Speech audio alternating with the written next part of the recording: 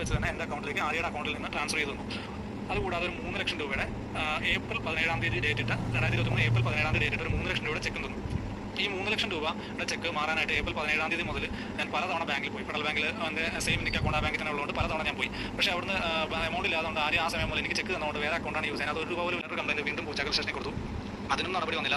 പിന്നെ 2023 ജനുവരി 10-ാം തീയതി Alappuzha SP complaint കൊടുത്തു. അതിനുശേഷം എൻ്റെ ഒരു സീരിയൽ താരം ആര്യ എന്ന നടിക്കെതിരെ പരാതിയുമായി ഒരു യുവാവ് രംഗത്തെത്തിയിരിക്കുകയാണ്. ആര്യ വിവാഹ വാഗ്ദാനം നൽകി 35 ലക്ഷത്തോളം രൂപ തട്ടിയെടുത്തുവെന്നാണ് പരാതി. ചേർത്തല പോലീസിലാണ് ഈ പരാതി നൽകിയിരിക്കുന്നത്. കോടതിയുടെ നിർദ്ദേശപ്രകാരമാണ് ചേർത്തല പോലീസ് FIR രജിസ്റ്റർ ചെയ്തിരിക്കുന്നത്. ആലപ്പുഴ സ്വദേശിയായിട്ടുള്ള രഞ്ജിത്ത് കൃഷ്ണനാണ് ഈ പരാതിക്കാരൻ. രഞ്ജിത്ത് നമ്മളൊപ്പം ചെയ്തിട്ടുണ്ട്. എന്താണ് സംഭവിച്ചതെന്ന് രഞ്ജിത്ത് പറയും. രഞ്ജിത്തിന്റെ മുഖം ബ്ലർ ചെയ്ത് കാണിക്കുകയാണ്. അദ്ദേഹത്തിന് ചില ബിസിനസ്സുകൾ ഉള്ളതുകൊണ്ട് അതിന്റെ സ്വകാര്യതയെ മാനിച്ചുകൊണ്ട് അദ്ദേഹത്തിന്റെ മുഖം ഒന്ന് ബ്ലർ ചെയ്യുകയാണ്. രഞ്ജിത്ത്, എന്താണ് സംഭവിച്ചത്? എന്താണ് ഈ പരാതിക്ക് അടിസ്ഥാനം എന്ന് വെച്ചാൽ ആര്യയും ഞാനുമായിട്ട് 2017 മുതൽ 2021 വരെ പ്രണയത്തിലായിരുന്നു. ഞങ്ങളുടെ വിവാഹം ഉറപ്പിച്ചിട്ടില്ലായിരുന്നു. ഈ കാലയളവിൽ ഞങ്ങൾ ഒരു ഫാമിലി പോലെ ജീവിച്ചിരുന്നതായിരുന്നു.